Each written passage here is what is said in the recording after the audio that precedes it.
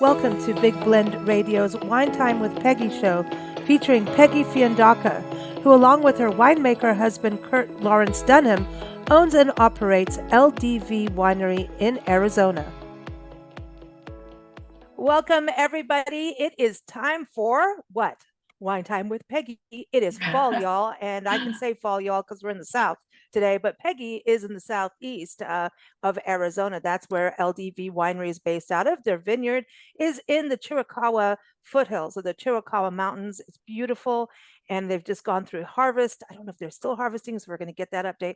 But their winery tasting room is in Scottsdale. So if you want to have a little art and a little wine and some good events, I say you go to the winery, go to the vineyard. They can't go to the vineyard, can they, during the fall? By appointment, By they can. appointment this time of year? Yeah, absolutely. And harvest hosts, the people who want to Yeah. do their RVs, they can come in and, Yeah. cool. Good time of year. But I Yes, hear exactly. it's still warm in your area. In the Phoenix area, yeah, we're still in triple digits. Hopefully, first part of October, that'll come below 100. So it is warm right now. Yeah, yeah. What's it like in regards to the vineyard and the harvest season? Because are you still harvesting? How are you doing? Harvest has completed. We had a fabulous harvest. We got all the grapes safely into the vineyard or into the winery, and right now we've all the wines have finished fermentation, and so we pressed all the grapes. So we finished pressing our Petit Syrah last week. So that was the last of all the pressing. You know, the mechanical way that we do it instead of the Lucy stomping way. That process has been done, and that's a Nancy and Lisa. That's exactly right. And so now what we're doing is taking all that juice and tucking it away in the appropriate aging vessel, be it French oak, American oak, whatever we're deciding to put all the juice in, and tuck it away into the winery and let it start the aging process. And then we shift to activities like labeling. We have a lot of wine to label and get ready for fall releases. So that's what I was going to ask next. Like, what's coming up for fall? Because I know the rosé, you were doing that last time we were talking, the Viognier. So where are we on releases so people know? Because don't you get to start shipping again too? We do. October we can start shipping once the weather, the temperatures come down. Probably middle of October we should be able to start shipping. And so we're releasing a Rhyolite Viognier, one of the ones that you tasted. Our little babies. Yep, that'll hit the market in the October 13th. And then the Rosé of Grenache is hitting the market October 13th. And that I'm excited about too. I think exactly rosé for fall is like, and even for, all the holiday events and everything is a super important wine, and Viognier too, all of them. Perfect for, we're going to be talking about pairing with fall foods and fall activities with Thanksgiving around the corner. The Grenache, Rosé of Grenache is perfect. Think about that for Thanksgiving dinner. And of course the Viognier with the, it has that essence of our place with the rhyolite granite that we have in our vineyard and the volcanic soils. It's picking up some of that beautiful minerality in that Viognier. So it's just a fun wine. We're excited to be releasing both of those. I think Kurt needs wine and pie, don't you think? After all this harvest work? He does. The poor guy is just exhausted. But our crew, we've had the fabulous harvest crew this year. And our crush pad, we call them the crush pad crew. They produced a lot of wonderful juice this year. So yeah, we're thrilled that we can start breathing a little bit easier and can slow down, and he can spend more time up at the tasting room talking to customers and being around us being together up here, which in the Phoenix area, which will be wonderful.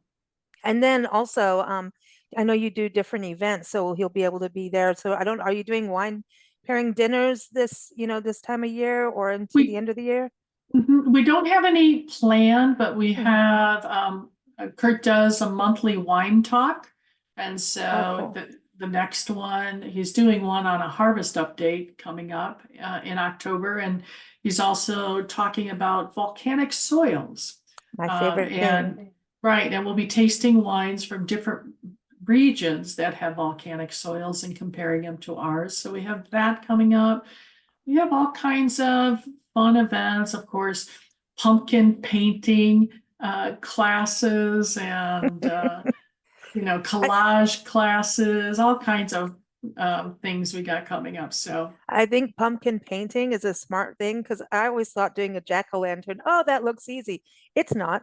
no, it's not. And so we have some fun things planned for that. We also have a wine and pie day or weekend coming up. So we're pairing wine and pies. And then we also have a pumpkin and wine pairing. So we have Oh, that coming up in October. So yeah, we're I, exploring all kinds of things. I was thinking of you because I made butternut squash for the first time. I know that Oh, sounds crazy to people. That's the first time, but we got another wonderful delivery from Melissa's Produce, and there was acorn squash and butternut squash and honey nut squash. These little ones that I, are sweet.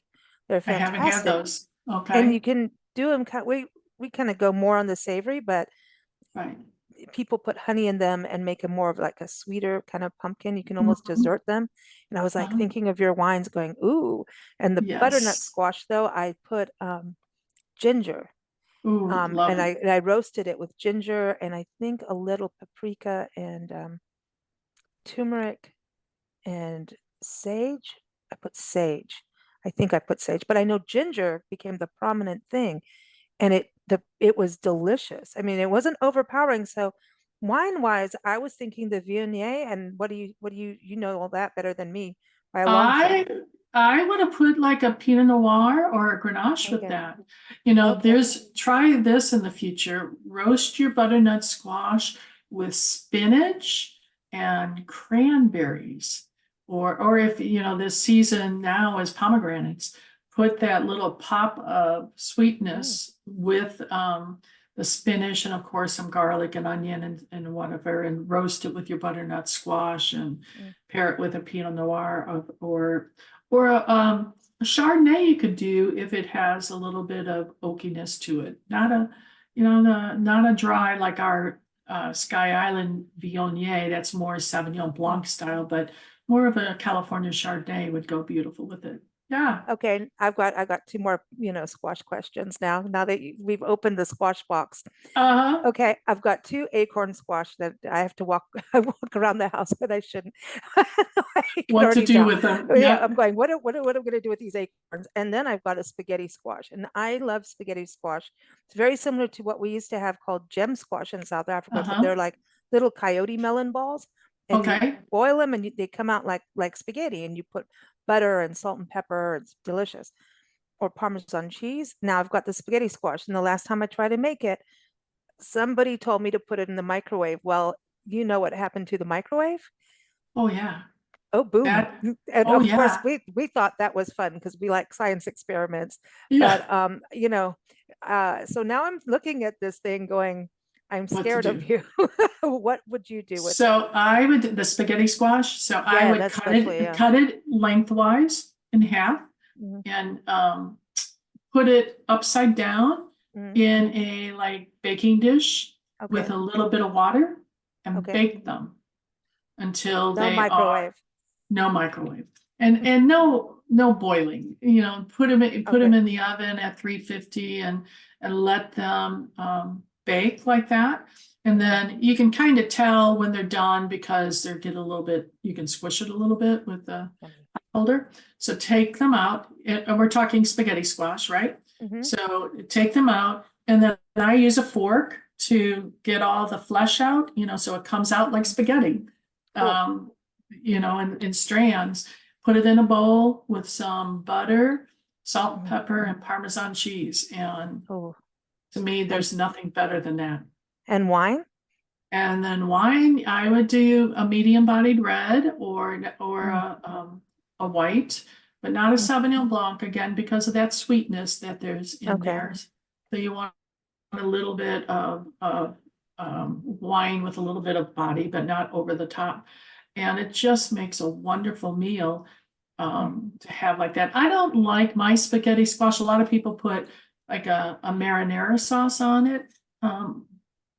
I like the taste of the squash. I guess if you don't like the taste of the squash and you want to bury it in red sauce, that's something different. I may have to do that for Nancy because, Okay. I have to bury it in cheese. Like if I'm going to get her to eat vegetables, bring Yeah. out the cheese, bring out the Yep. bacon, Yeah. So you can, oh gosh, do the Oh, Parmesan butter, do some bacon, prosciutto. for crispy prosciutto as part of that would be awesome. Or you can Sausage. also sausage or sauteed Yesterday was mushrooms. sausage day. I'm just saying. Aha, I missed it.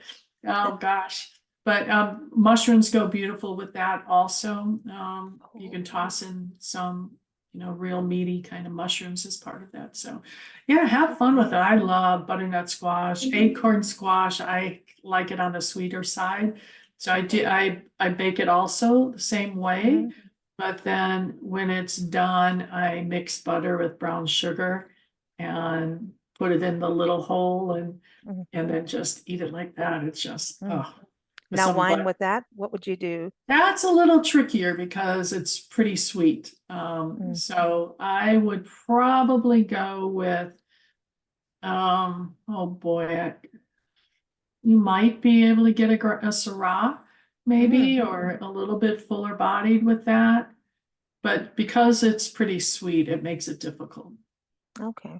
Yeah. Well, speaking of sweet, we're going to talk about pie and wine today. But before we get to that, I love that you're going to talk about aroma and Right. the three types, right? Because Yes. when we think about pie and we think about fall, there's these scents these aromas that come from pie, the aromas that come from, gingerbread cookies and things like that. Right. And those aromas bring back so many memories, and it's maybe because we close up our houses a little bit more. So the aromas of the kitchen and the aromas of the house, they fill the aromas fill the house and create these wonderful memories of baking bread or the spices in your butternut squash that you're smelling when you're cooking, or, in an Italian house like mine, it's pasta or marinara cooking all day on the stove, and you smell all of those spices of garlic and onions and so on going. So, and they bring back such, in my opinion, happy memories. Smells, aromas bring back all these wonderful memories. And I think as we get older, we lose, as we've talked about in the past, we lose our sense of smell. So we got to put it to good practice and keep reminding our brain what these aromas are. And wine's no different. There's all kinds of layers of aromas that you can experience when you're enjoying wine. So there's the 1, 2, and 3. You've got 3 different scents, right? Yeah, primary, the types, secondary, tertiary. Yeah. Yeah, the types of wine aromas. So when you're thinking about the primary aromas, these are the easy ones I think that people pick up when they taste are smelling wine. And those are from where the grapes were grown, basically.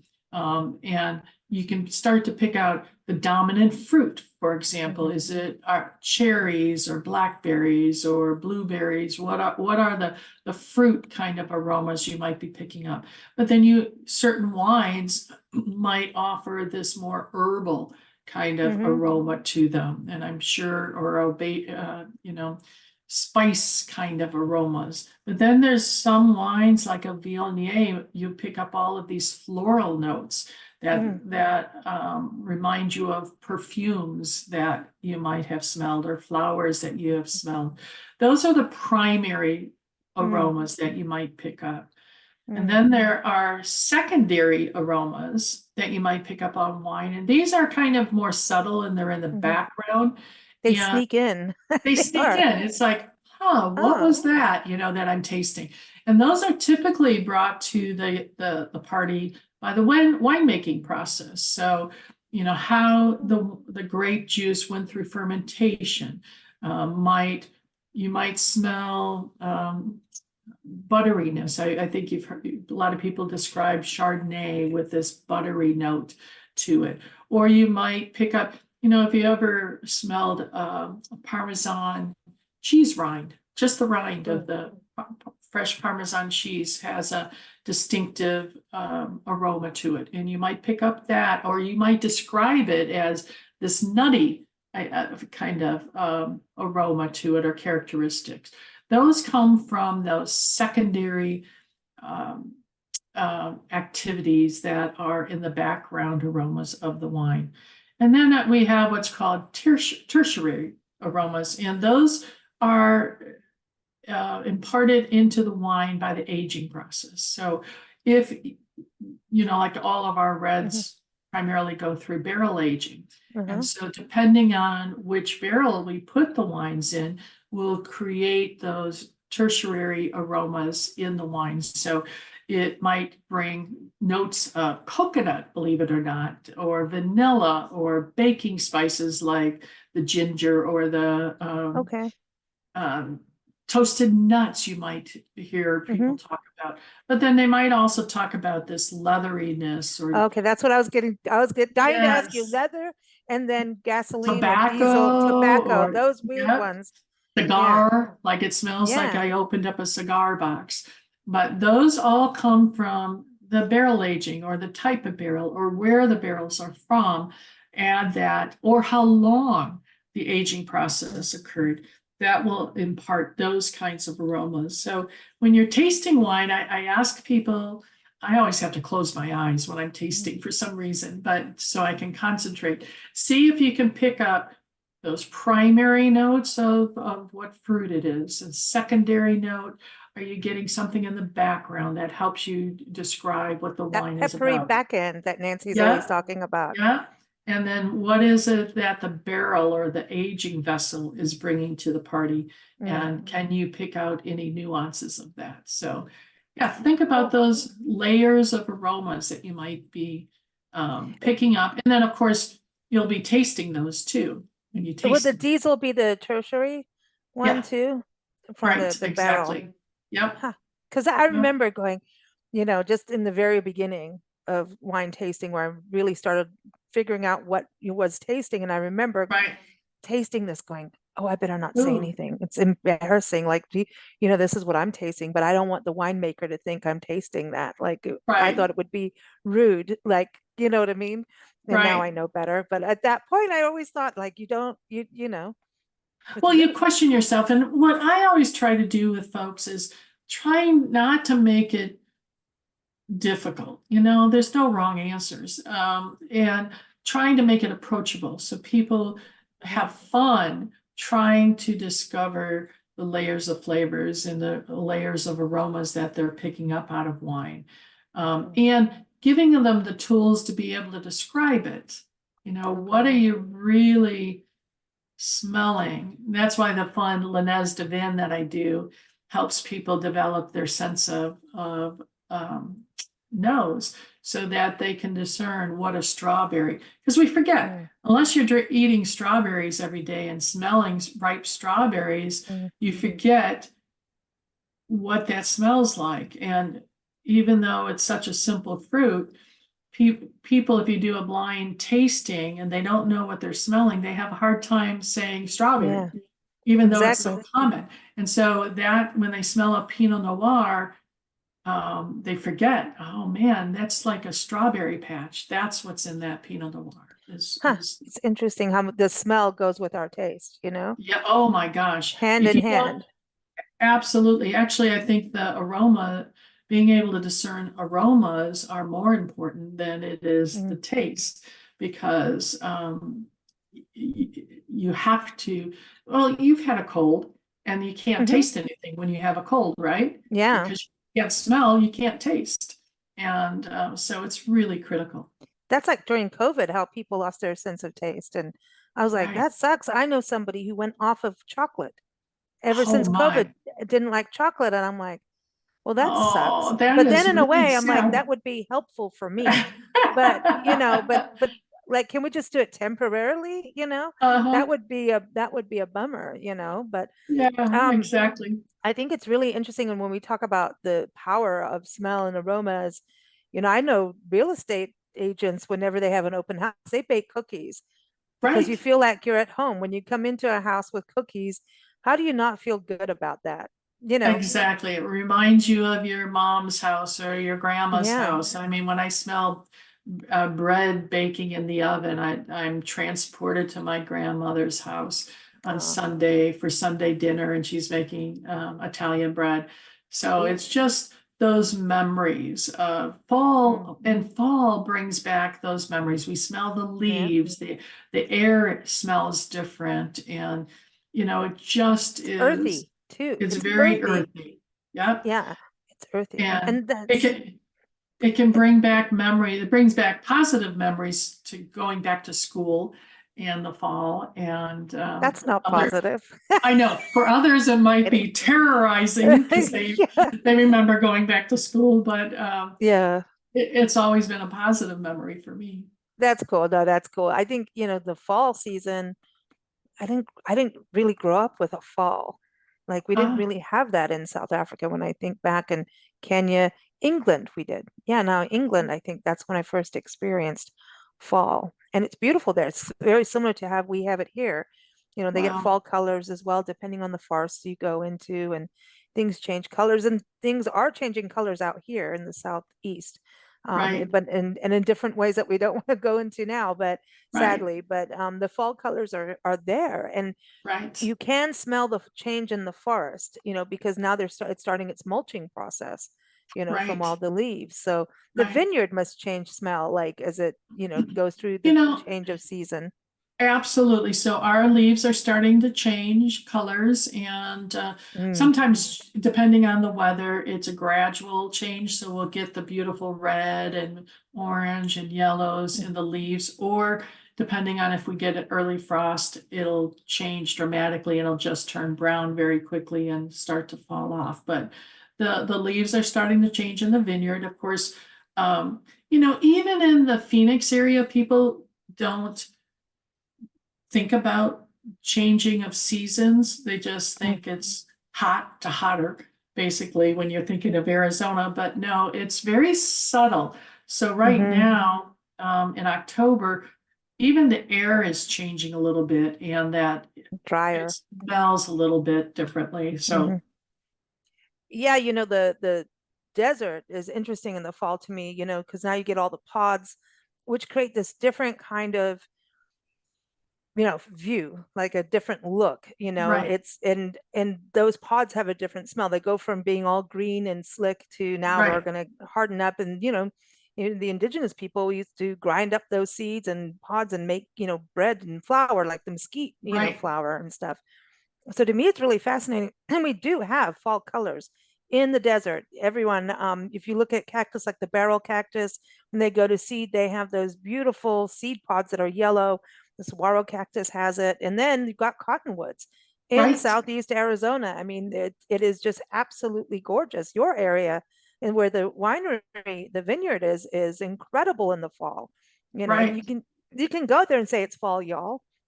Yes, you can. Yes, you can. And the lighting is changing. I just Mm. think the beautiful lighting Oh. changes even, at dusk and early in the morning. The light is Mhm. changed, the smell of the air because the little bit coolness, Mm. and the fact that we just are so dry. We don't have a lot of the humidity, so we get, I think, a purer smell of what's going on in the earth Mm. outside because of Mm. that, because it's not clouded by the smells of humidity and that And the blue, mustiness. that Oh blue my and that gosh. gold.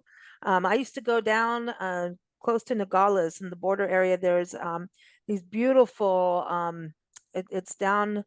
by Rio Rico. And I love this whole area. And I go Right. on the back roads, and it's actually quite safe because there's a lot of border patrol, and a lot of them are cute. But anyway, Uh, so uh, go you around on the good, digress.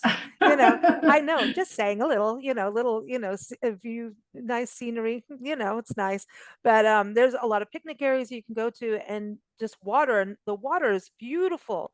And then the rocks are really that red rocks, and it's got Correct. these yellows in it too. So, and then you've got the prairies out there. I mean, we've got shortgrass prairie in Arizona. That's why you have pronghorn and everything. Like, Right. so it is just, yeah. Anyway, I'll talk about your area for 10 years because I love it so I much. love it. So I beautiful. love We it. can't wait to come home for a little bit. Um, but let's talk about pie. And what I think is so Pie. interesting Yes. about this, well, we got pies, there's crumbles, there's all kinds of tipsy tarts and things, but you've got an apple blueberry crisp, which sounds really good. Um, but I wanted to touch on, we're going to talk about pairing wine with pie. And everyone, the links, as always, are in the episode notes for Peggy's recipe as well as her wine tips. And I think we better put in, you've got a wonderful recipe for butternut squash too, that I'm going to put in there. So people have some Perfect. fall recipes from you.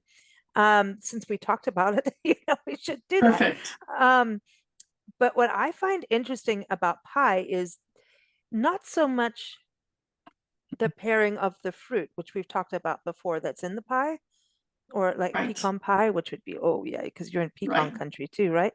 Right. It's the type of pastry, because some of the pastries, like if you think of a cherry pie, can have like this yeasty kind True. of, so it's almost like you're going from yeast to, drinkable yeast, in a way, right? So does the flavor, like, does the pairing ever go into that kind of yeast? Like you have to balance the yeast, not just the sweet and sour and all of that. Correct. So, yes, I think there's several things to think about. One is the pastry, is it a pate brise, which is a more buttery kind of pastry The versus term you a, get to say, not me. yeah, or a traditional pie crust, which is made with lard or, and so, and, or a sweeter kind of crust that you might be making. So you need to take that into consideration, or the topping that you're putting on it. Are you just putting another crust on top? Or are you putting a sweeter crumble of some sort, like on your apple pie with, brown sugar and butter and oats, maybe, potentially. So you got to think of that. And then you have to think what's in it. Is it a fruit-based pie? Is it a nut-based pie? Is it a meringue, like a lemon, a custard kind of a pie, or is it a chocolate pie? So you need to think of those flavors. Then you need to think of the spices that you put in pies. Are they the fall winter spices like cinnamon and nutmeg and potentially a little bit of cumin or something in it, or are allspice, or is it just fruit forward? So think about all of that. So sweetness level, the butteriness level, the fruit flavor of it, or the nuttiness of it will all help you choose the perfect pairing in terms of the wine. So the pumpkin, obviously, with October, pumpkin season is starting. It's a classic for the holidays, a pumpkin pie. It's, I think, ideal to serve this with a Chardonnay or a Viognier. But then again, if you're going to load it up with whipped cream on top, your pumpkin pie or vanilla ice cream, then you also need to take that into consideration Okay. on that pie. Ice cream is always important on pie. I'm just saying I vote for the ice cream. I always Yep, vote for the ice cream for anything. very And I good. don't care how cold it is outside. I don't care. No, I agree with you. Every day is ice cream day, just I like agree with sausage you. day. That's awesome. Yeah. So pumpkin, and then let's look at your recipe, the apple blueberry crisp, which is interesting because apple and blueberries, you're going into my land of contrast. I like these kinds of dishes. Oh, The and blueberry, yeah. they're That's a made for little, each other, right? yeah. I think blueberries and apples are the Mm, perfect mix. mm, Or pears, you know, you could do mm. pears and blueberries, I think is a nice mix also. But this has some lemon in it. I suggest instead of using Granny Smith apples, which a lot of people bake with Granny Smith, is a McIntosh or a Macone apple Mm. would really be good in this apple blueberry crisp. And basically, a crisp doesn't have a crust, right? Yeah. It's usually baked with the fruit and then with some kind of a topping. And this recipe actually uses graham crackers, which is instead of That, adds a little that's bit of different earthy. flavor, Yeah, like earthiness. Yep. So fall, and it's a little spice in there too, in a it way. adds a little bit of spice. So graham crackers, oatmeal, brown sugar, a little Oh, bit of granulated sugar, butter, of course, and a touch of kosher salt. But I don't have it in the recipe. I like spice. So I put more cinnamon and a little allspice in the see, topping also. allspice is interesting to me because it's like that's a little bit of everything, and when you're pairing something, you better know if allspice is in there, like or not, Yeah, yeah, you know, it's one of those tertiary kind of aromas. It's or the like a secondary little ones. jazz. It's It's in the like a little, background. it's a Yeah, little magical. It's a little yeah, magic touch to it. It's like, oh, let's just add a little of this to see what happens, you know. right. You have cherry pie, Pinot Noir, you say, right? And Right. apple Oh pie, gosh, which we've yeah, talked about, apple yeah. pie. So would the apple pie versus the apple blueberry crisp be different in regards to what you're going to serve for wine with the apples? I think the blueberry crisp, depending on how many of those spices, warm spices you put on it, you could even go to like a Grenache, a lighter red, Hmm. with the apple blueberry crisp because of all of those spices that you would put in there. Less so than in a true apple pie, which goes Okay. beautiful with a dry Riesling. Mm. Um, Again, depending on the sweetness of your pies. I don't like them overly sweet. Like cherries, the cherry pie can go over the board It sweet, right? can, And yet it some can. have the ones that are like kind of sweet and sour, you kind of that's kind of my style right there. But I Right, don't know what kind of cherries those are. I don't know what the difference is. I've never made a cherry pie. In fact, I've never done anything with cherries in my entire life. Honestly, really, I'm just trying to think. I don't other than just eat them, like right, as they're like ripe. Like you know, right, you get those vendors out there, and you're like, dude, there's right, nothing like. And then you become a witch if you swallow the pit or something. right. I don't I know. don't know about There's that. some Yes. kind of legend.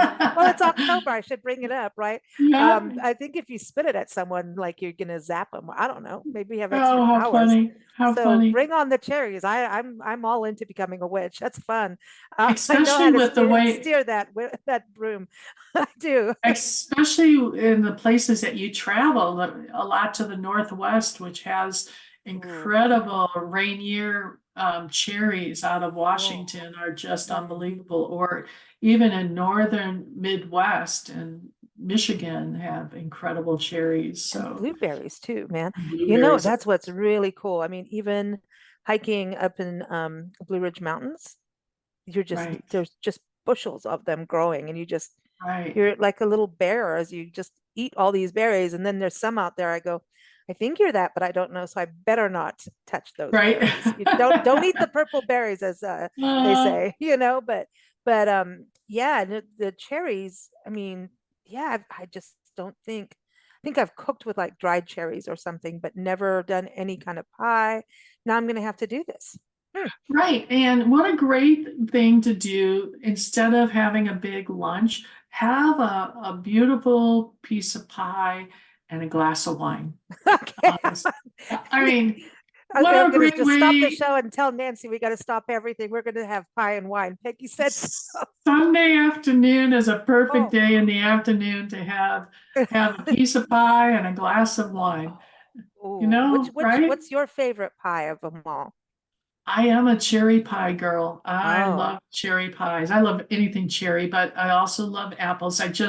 We just harvested all of our apples out of our oh wow. orchard. We brought them in a little bit sooner because those darn little Mm, squirrels and animals were starting to get to them. So I have a whole counter full of apples that I will start turning into apple pies. And what I do is I will put together the whole basically apple pie, put them in freezer bags and mark them for a double pie or a single pie. And then I'll have fresh apple pie year round coming off the orchard. you've got And this planned. You've got this right. planned. And you can lay them flat so they fit in your freezer really nice. I mean, you Mhm, can also freeze them already in the pie crust, but I like to just do the fillings ahead of time and mm. freeze them that way. So I just, Well, and this is good for it's Rosh Hashanah today. right? So for all of our friends of Jewish faith, Happy New Year for you.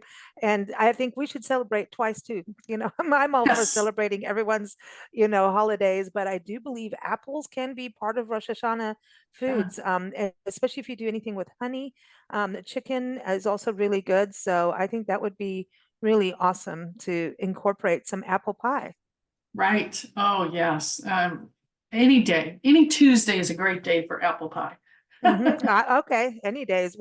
So pecan pie is a favorite of ours, and I'm not allowed to eat it anymore because I'm Oh, because of the apparently nuts. the nuts. Yeah, But I'm thinking I'm gonna try a little bit here and there because if they've been baked, maybe the skins won't be so acidic. But maybe, pecan maybe. pie with vanilla ice cream, Oh, gosh. And a and drizzle of caramel on top you can would be nice. soak it in a little bit of cognac too. I'm just saying, Oh, just like a yes. little drizzle of that. But what would you Yeah. do for wine with this is the most important pie. That's how I celebrated my 21st birthday. It's With pecan pecan pie. pie. Oh Oh, I yes. love Oh it. yes. Oh, I I just love like, it. who cares about cake? Oh, I shouldn't say that. I love cake. But pecan pie, what would you do? Pinot Noir, Mm, Grenache. It just is a perfect. marriage made in heaven, I think, because of Mm, the nuttiness of the nuts and mm, the kind of savoriness of that pie just mm. goes beautiful with those medium bodied breads. See, I Yeah. would have gone for a white wine for some reason. I don't know. Oh, really? With the pecan pie? No, Hmm. it's typically it's Now, especially with the ice cream, now I'm thinking that's a no-no. The ice cream and the wine wouldn't go. They wouldn't be friends as much. yeah, pecan pie has so many layers of flavors to it that are more, in my opinion, more savory than Hmm. like a cherry pie But might then it's be. got all that brown sugar And it has a lot goodness, of brownish. Yeah, and and there's and some spice to it. it is a very good breakfast dish Oh gosh, with yeah. coffee, with a Yes, happy cup of coffee, a happy coffee, yeah, happy no, coffee and pie for breakfast, and it's cold weather outside. Oh yeah, yeah, yeah. yeah, that's the way. If you're up in the Midwest and you have to shovel snow, I say this is the practice first. Then once you're done, you come back in, you get a second piece of pie with wine. Or end the day with a glass of or a bourbon um, Ooh, with pecan pie. You okay. know, I used that's to do it with cognac. Cognac cognac and would be pecan good pie. too. Yeah. Cognac is I do love a good cognac. Speaking of which, I haven't had in years. Oh, well, I'm Ah, gonna have to do something like that this year. I think a little cognac, but there you that's for go. the end of the night. That's the end. Right, That's right. the end evening thing. But I want wine during dinner and pie time as well as is important. Yeah. Going back to your cherry pie, Yes. would your rosé work with it because of the Um, Grenache? I think you could possibly get away with, our rosé of Grenache is more full bodied. It's very fruit forward. So I think you could Mm-hmm. marry those two together nicely. Um, I'm hungry now and I'm a little thirsty. I'm just saying. I I think your know it, idea of right? a slice of pie and wine, you listen, we only live once, and I say do it while you can. Just Janis Right. Joplin said get it while you can. I say we do. We should. Yeah, Mm-hmm. everything in moderation, and Yeah.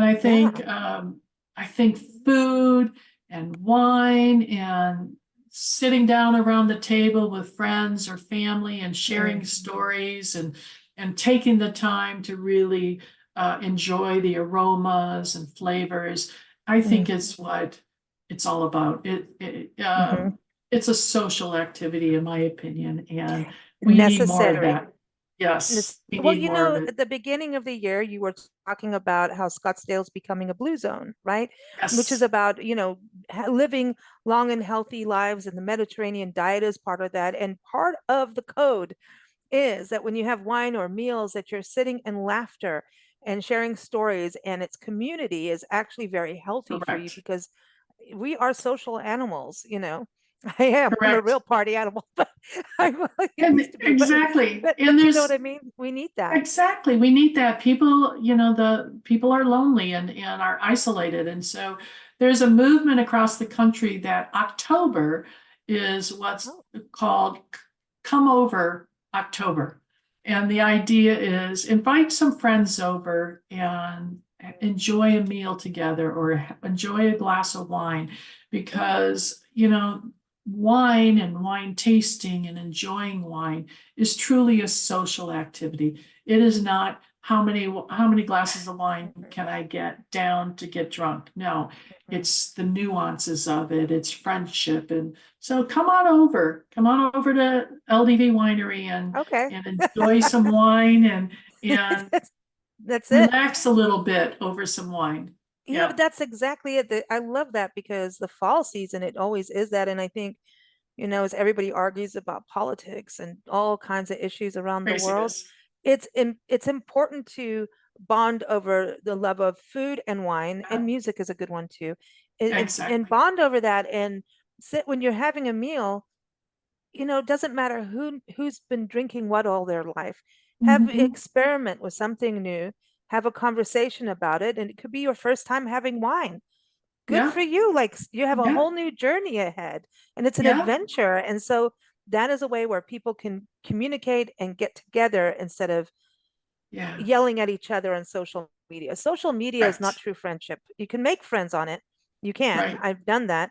But truly getting to meet people in person is special. It's Yeah. special. So I'm making a really concerted effort in October, particularly, Mm, is connecting with people, connecting with old friends that I haven't seen from my nice. past profession and inviting them out for, an hour. Let's get together and catch up over a With pie glass of and wine. wine Yep. and And pie. so I would ask your listeners to make the effort, pick Yeah. up the phone and connect with someone they haven't talked to in a while or meet up with them over coffee. It doesn't have to be wine, over coffee and pie.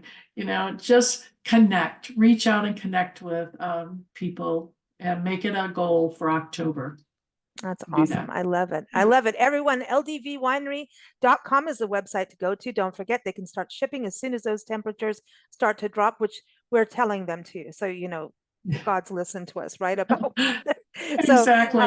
they will. And so, of course, go and visit in Scottsdale this holiday season and fall season. Go visit, get some wine tasting information too, so that you can, entertain, find out what wines that you're buying will go with what foods. Start with the wine and then pair the food, right? Yes, very good. I love it. Thanks so much, Peggy. You take care and happy fall. Thank you very much. Thank you for listening to Big Blend Radio's Wine Time with Peggy show.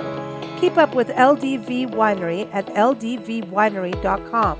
Keep up with Big Blend Radio at bigblendradio.com.